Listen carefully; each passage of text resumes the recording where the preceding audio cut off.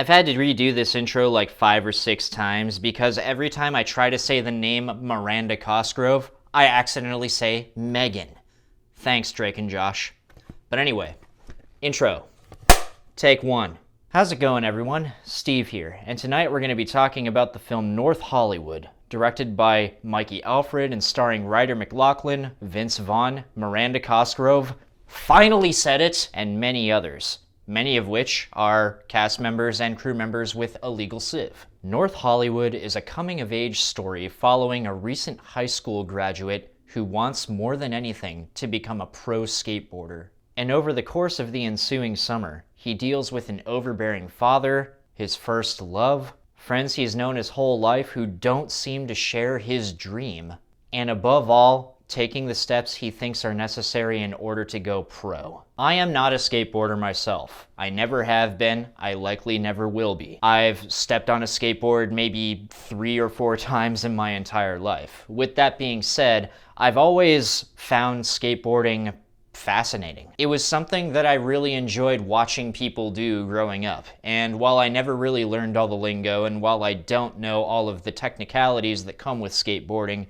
and while I don't skateboard myself, I have a lot of friends who did. It was something where I didn't do it myself, but we kind of bonded over it. And this film was made by Illegal Civ, or Illegal Civilization, which is a skate company who also is making a foray into short films, and now this feature-length film. When the trailers dropped for this film, there was no information about when it was going to be released. It had played at a festival the previous year, but there was no information about when it was going to be released to the general public. And then, randomly, I found out a couple of days ago that it was available to buy or rent on Amazon Prime. Or rather, I should say Prime Video. I had no idea this was even happening. So, naturally, I decided to watch it on Prime Video. And after watching it, I really feel like I need to talk about it. So let's get started. I want to start off on this movie while talking about the positive aspects that I really liked about it. And one of them, surprisingly, was the acting. This cast is not filled with a lot of big-name actors. Vince Vaughn is a big-name actor, and Miranda Cosgrove has had her fair share of success, but otherwise, there aren't very many big names in this film. With that being said, while there are cases in which it's not that great, they all do a pretty good job. I was particularly impressed by the lead performance by Ryder McLaughlin. He's not only a good skateboarder, but he gives a very naturalistic performance that I genuinely liked. The actors who play his friends are actually really good as well, and I particularly liked the friendly banter that happens between the main character and his friends. And I gotta say that Vince Vaughn actually does pretty well as the dad. There are some times where his performance is a little, I guess, overblown, but for the most part, it really works. Another thing I really liked about the film is how it's shot. This film has some really fantastic cinematography. There are certain parts where it's shot almost like it's a documentary about skateboarding, and there are certain parts where it's shot like a traditional film. But just because it's shot like a traditional film doesn't make it boring. The colors are particularly really nice. Every single frame, it feels like the colors are about to burst off the screen. That was something I really loved about this film. One of the big selling points behind this film is that supposedly it's the first film about becoming a pro skateboarder. Now, I don't know if that's necessarily true per se, but this is certainly the first film I've seen so far anyway that delves as deeply as it does into what it actually takes to become a pro skateboarder, which I don't want to generalize it completely, but it's kind of a universal truth with anything. And the film explores this idea really well, I think, in that just because you're really good at something doesn't mean that you're necessarily going to become the best known professional in that field. It's not just being talented, and it's not just being the best. It's who you know. It's climbing the ladder. It's the politics of whatever your field is. There are a lot of variables at play that aren't just you. And that's one of the things that I think the film explores particularly well. And along with that comes the expectations of what you're going to get into when you're trying to pursue becoming a professional in a certain field. You might have people who you have been friends with your entire life and you've worked with on this thing forever, who used to, at least, kind of share this dream that you have. But as time goes on, you find out that maybe they don't have that same dream that you do.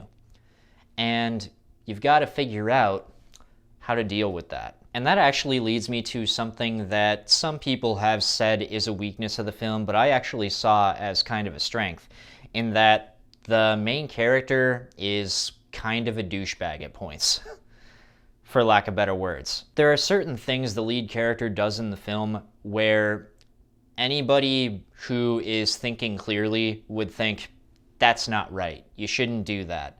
Why the hell would you do that? But they're also glossing over one pretty crucial detail.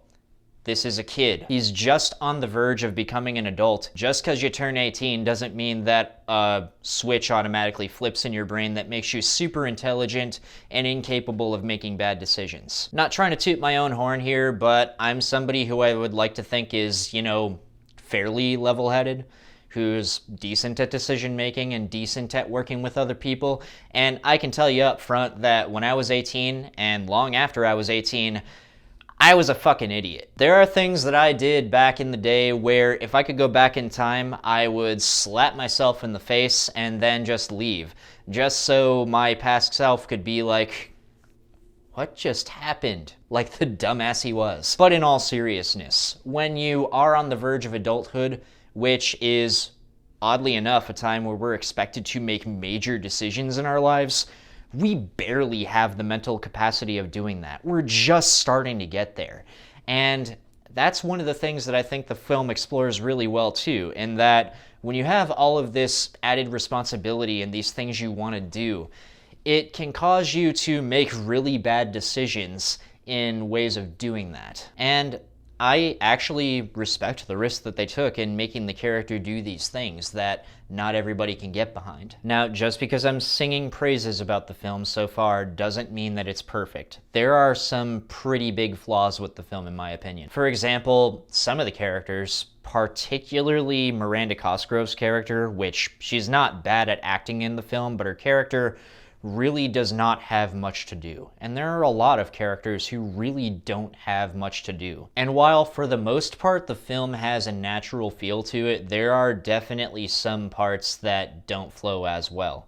There are particular scenes where some of the dialogue is really stilted, and particularly toward the end. I'm not going to give away what happens, but they try to make a couple of cathartic moments and a couple of moments where tension has been building between people and they finally talk about it. And some of it just flat out doesn't work. The actors are trying, but it's very obvious that they're trying. And one thing I will say is that the film relies very heavily on music and sound design. And I'd say probably around 75% of the time it works really, really well. But there are some other parts, like the other 25%, that don't work as well. Overall, I think that the film at times has kind of a student film quality because of all of this. But it's a really damn good student film. I've got to say, they did not knock it out of the park, but considering this was the first feature film by Illegal Civ, I'm very impressed, and I am excited to see what they do next when it comes to the category of feature films. If you want to watch North Hollywood, it is on Prime Video. You can rent it fairly cheaply, and you can actually buy it fairly cheaply too. And if you've liked what you've heard so far from this review, check it out. And that's it for today. If you like this video, go ahead and hit the like button. It really helps out with the YouTube algorithm and helps people who don't know about my content but would like to see content like this find my channel more easily. And if you're new here and you want to see more of my videos, go ahead and hit the subscribe button and hit the bell icon to actually be notified when I post a new video. And with that, have a good night, and I'll see you later.